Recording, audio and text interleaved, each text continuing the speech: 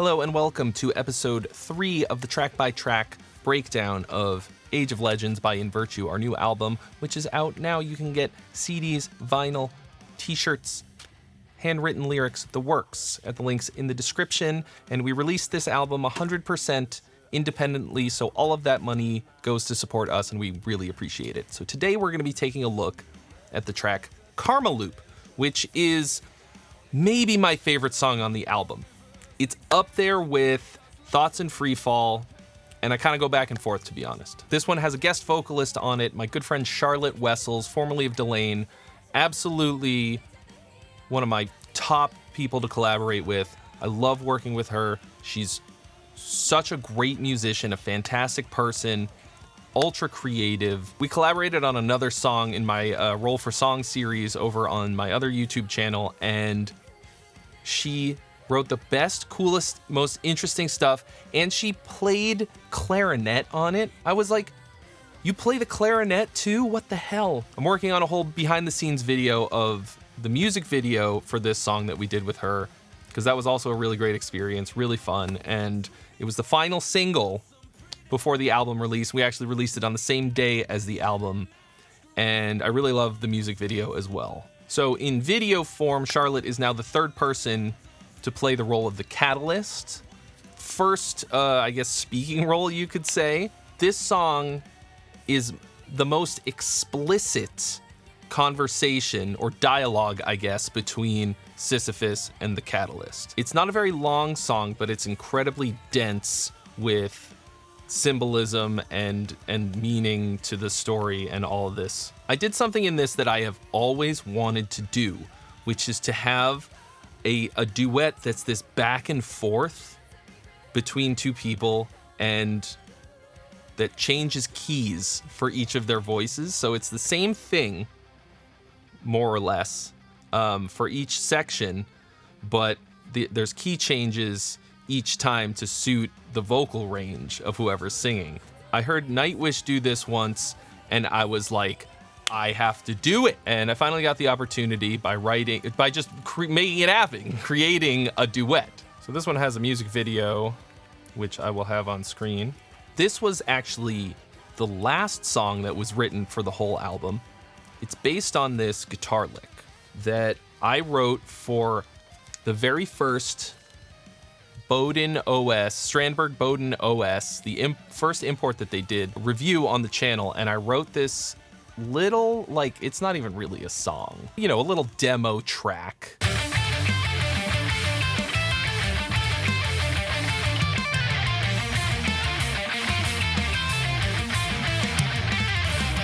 This lick it has just sort of followed me around for years, and Mazen, our former drummer who played drums on the album and was one of the producers, was like, dude, we have to make this into a song. And I was like, yeah, we do. So we literally sat in this room when it did not look nearly this cool, and we just hashed it out. We set out the basic structure of the song and programmed some drums and stuff, and that became just the basic foundation of the song, and we went from there. But the lick...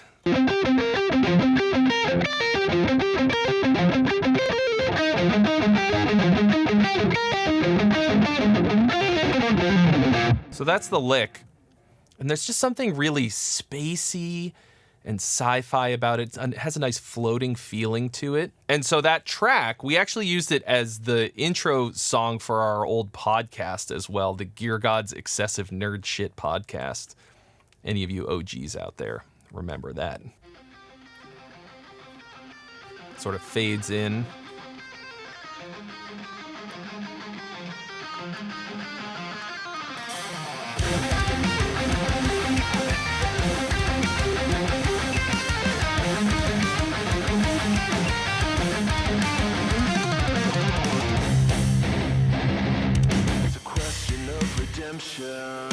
So after going pretty big for the intro, we pull it way, way back and break it all the way down to just bass, drums, and vocals for the verse. It's a question of redemption. Once again, sums up kind of the whole story. Without the answer, I cannot quiet my mind. Do we resurrect a tyrant just to bring him down again? He's talking about himself, but also you can apply that to any tyrant you choose. Does the universe exist to teach us lessons about pain, right? Is life just about suffering? So the reason the song is called Karma Loop is because he's looking at this very specific way of looking at the universe. We're examining this idea of like reincarnation. The concept of karma isn't actually quite how people think of it, you know, with like karma's a bitch. It's not just like retribution. There's a whole lot more to it that I don't really understand. But the concept of like reincarnation and that you're sort of setting yourself up for your next life by treating people well in this life always really irked me. To me, that idea is almost as tyrannical as the idea of an afterlife where you burn in hell or you push a boulder up a hill for eternity because of anything that you would do in this life. It's marginally better because you can sort of work your way back out of it, but we don't get a manual or a guidebook that tells you how to do this stuff, that tells you about the system of punishment. We're making all of this shit up as we go. It's all made up and none of it is real as far as I'm concerned. But the concept is what he's railing against. Now, of course, Sisyphus here has now lived the quasi-eternal torment. I'm sure it felt like eternity for him. In my mind, it has been several thousand years for him, but realistically, it doesn't matter. Imagine a year of pushing a boulder up a hill over and over again. I'm tired of this, Grandpa. That's too damn bad! You would absolutely go insane. And it's called Karma Loop because then we really are sort of stuck in an eternal torment. If it's really just us dying and being reincarnated and living over and over and over again, then what's the effective difference between that and like eternal punishment? It's exactly the same as pushing a boulder up a hill over and over again, metaphorically, because we're never actually going anywhere. There's no goal. There's no final destination. It's just around and around and around and around. In Sisyphus's mind, it means that there's nothing that he can do that really matters. So what's the point? The boulder's always going to roll back down. So why do anything? Question of redemption. Without the answer, I cannot quiet my mind. Do we resurrect a tyrant just to bring him down again? Does the That's one of my favorite sounds. I definitely use it too much. It's this wasteland piano sound.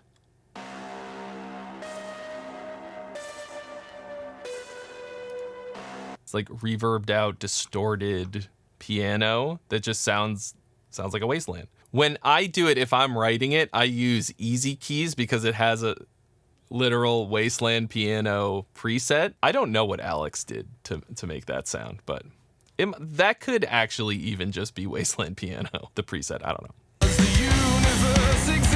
But sounds awesome. Okay. So now we have changed keys for Charlotte's entrance for the second half of the verse. So we have been in the key of C minor. By the way, this is the guitar that I used to record all of these songs, at least the rhythm guitars, a lot of the lead guitars as well. This is my Kiesel Vader. Kiesel have been hugely supportive of me on my YouTube channel and of the band for a very long time, and I love this guitar. So we're in the key of C minor for the first half of the verse for my half. And then we do a really crazy harmonic move that I overdo a lot because it gives you really dramatic key changes. C minor. And then we go up a whole step to a major chord. Right? This. A little bit Opeth-y, but it just... so nicely modulates us up a fifth with this smooth but still dramatic and tense modulation. So we go from C minor to D major to B minor. So now Charlotte's portion of the verse is in B minor.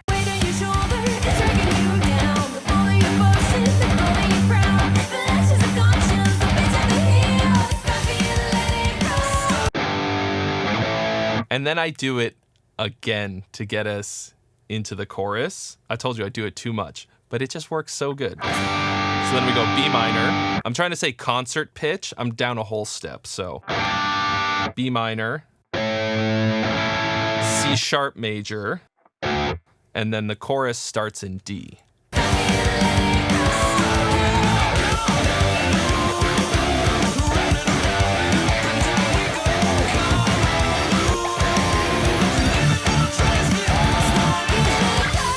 And then we modulate again in a different way this time. We go up a minor third, which is really my favorite type of modulation. I just really love dramatic chord changes. But I really love this sort of binary chorus system here, where we've got two halves of the chorus, one for each of us. It's the same, but in different keys with a big dramatic shift in the middle.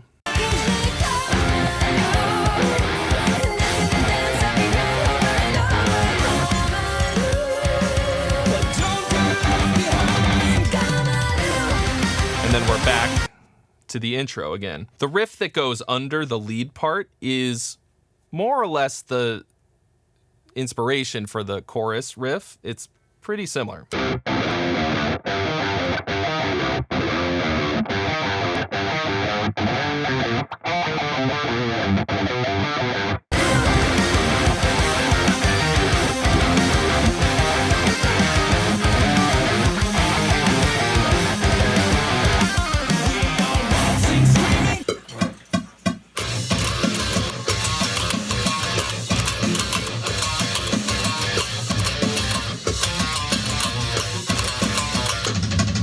Let's run back the lyrics real quick.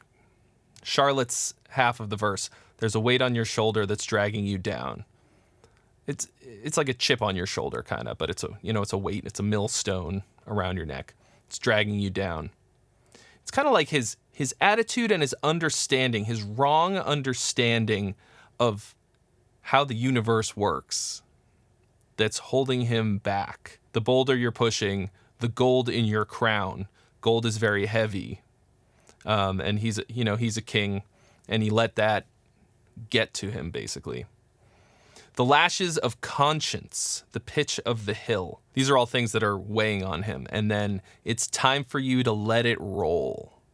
Actually, when the only note I think that I had for Charlotte when she sent her vocals back was, I can't remember if it's because I sent the wrong lyrics or something, but she recorded, it's time for you to let it go. And I was like, it should be roll. I don't know if it was originally go.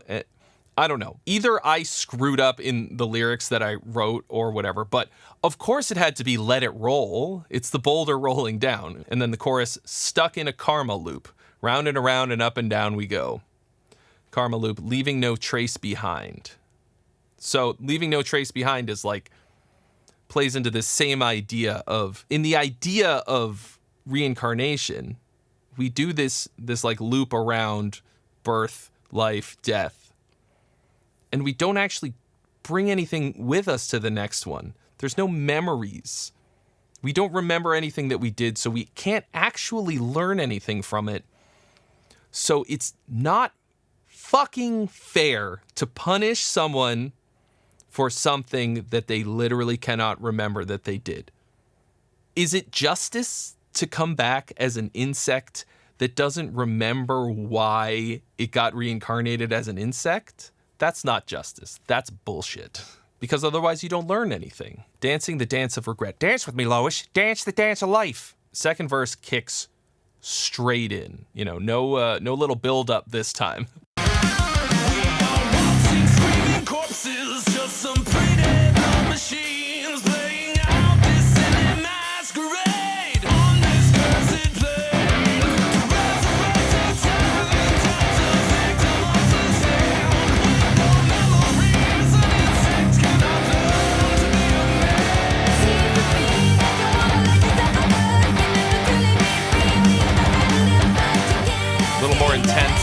guitar this time around.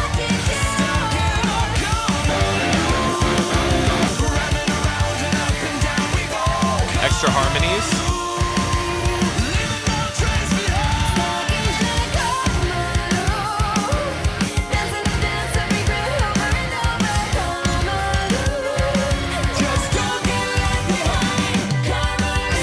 One of the main things that Charlotte brought to the table for me, aside from just a knockout performance on the vocals, she added all of these little harmonies that are just incredible to me, like really crunchy and gorgeous. I don't want to do her dirty. I have her raw vocals. These are completely like unprocessed and untuned. Okay, these have a little bit of sauce on them, if nothing else. But like, listen to this harmony. Dancing the dance of regret over and over. Ooh! Charlotte is really a master musician. Oh yeah, and then like this little call and response type of shit. Fantastic. So now we're coming to the bridge. If there is anything that I was put on this earth to do, I think it might be to write bridges. Everyone agrees that of all the things that I do in this life, writing bridges is the thing that I am the best at.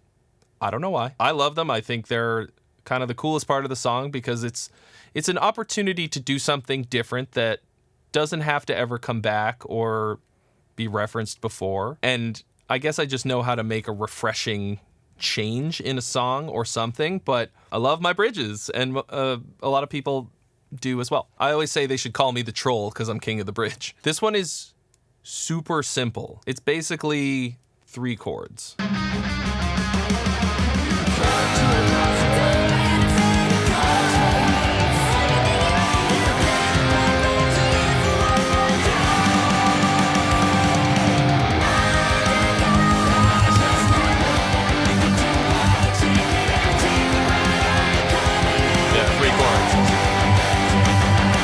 So this is the thing that I really have always wanted to do, not just in the song, but also in the video, is to have this sort of rapid fire back and forth between 2 voices, and then to have in the video, they're just like face to face spitting at each other. To me, that's just so intense.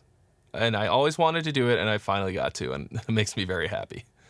Probably won't be the last time, to be honest. Second verse. We are waltzing, screaming corpses, just some pre-dead love machines. Our actual state of life or death kind of doesn't matter. If this is how the universe is and we're just going to get reincarnated over and over again, does it really matter if we're alive or dead? I don't know. Playing out this silly masquerade on this cursed plane, cursed, to resurrect a tyrant as a victim of his hand. This stems from an idea that I have about the concept of justice and forgiveness, okay? There is only so much that we can do in one lifetime to make up for any of the wrongs that we have done. So, we have this idea of like, someone deserves hell forever, for eternity, for something that they did. And I think that comes about because somebody who's really done a lot of bad, like a lot, pick your dictator, right? There is no way that you could do enough to them that you would ever feel like justice was done, right? Like retribution could ever be reached. So you just hope that after they die, their soul is being tormented for a really long time to make up for it, right? Now, I don't think that that happens. I think you die and I think you rot in the ground. But it really affects the way that we view the world and by extension, the way that we live and treat other people during our lives. So I think it's really important to get this understanding right. But ask yourself, what would it take for your Hitler, Mussolini, Pol Pot, like people who tortured, killed millions of innocent people? What would it actually take for you to feel like justice had been done to them?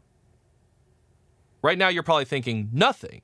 There's nothing that you could do to make up for killing 6 million, 10 million people.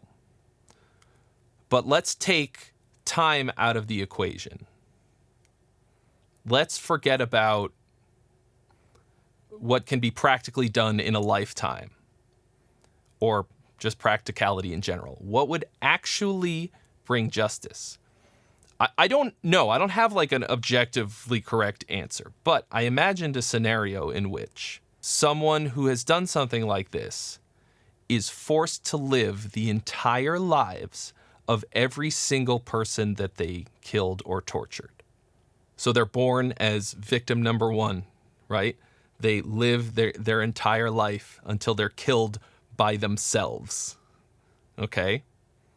Victim number two. 6 million, 10 million times. And then in the end, they remember all of it. They actually live through it, suffer that death at their own hands.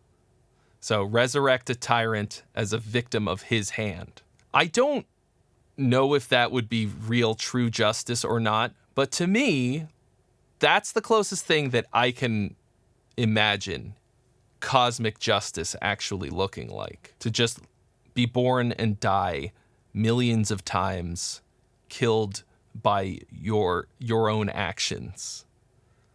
Like, that's retribution, if nothing else. But it's very important in this scenario that you remember it, that you can apply it, that the person who perpetrated the deeds feels the punishment. And that's why the next line is, with no memories, an insect cannot learn to be a man. If you don't know why you've been punished, you can't fix it so that your next reincarnation will be better. And so this is Sisyphus talking, and now back to the catalyst, who says, it seems to me that you want to let yourself off the hook, because he's saying these things, and it's correct, but he's using it as an excuse to not improve. You'll never truly be free when you're stuck in a loop. Stuck in a loop is a line that I used at least one other time on this album, maybe twice, at least once in Purgatory. Stuck in a loop, I don't know how to break. That happens twice in that song, so 3 times technically at least. But you can't escape the hangman's noose. You become what you choose. You can't choose what happens to you. You can only choose what you do with it. There's a locus of control, right? And you can control your reactions to things. And that's really what makes you who you are.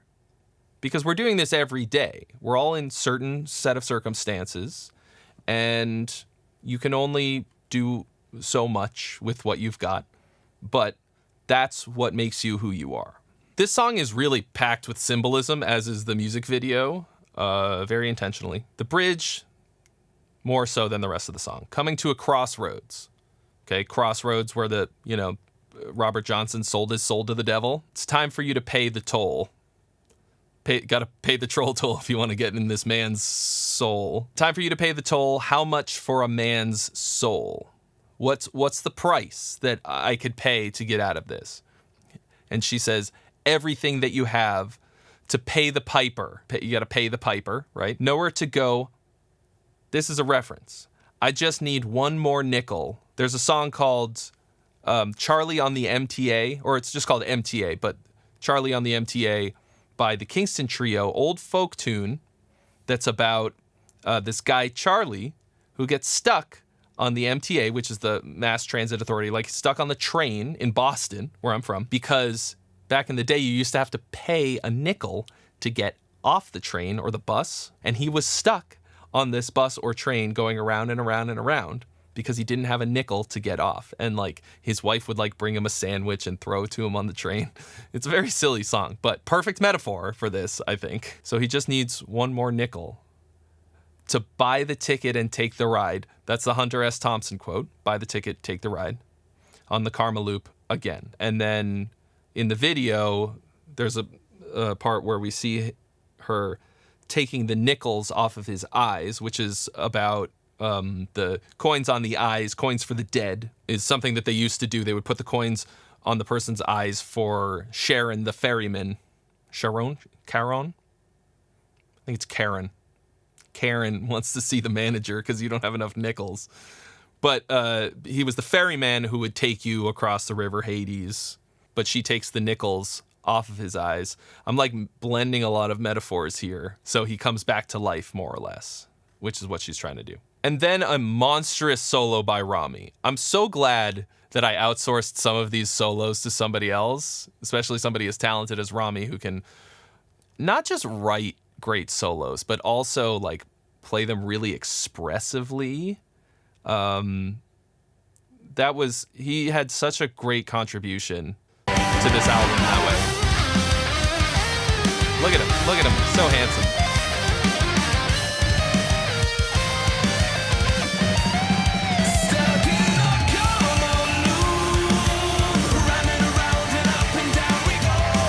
Last chorus, I love last chorus to be huge. I want it to be party time. The only thing I really changed, I think, aside from adding a lot of harmonies and changing some of the lyrics, is that the riff is no longer staccato. Now it's just like wide open. I'm sure you noticed.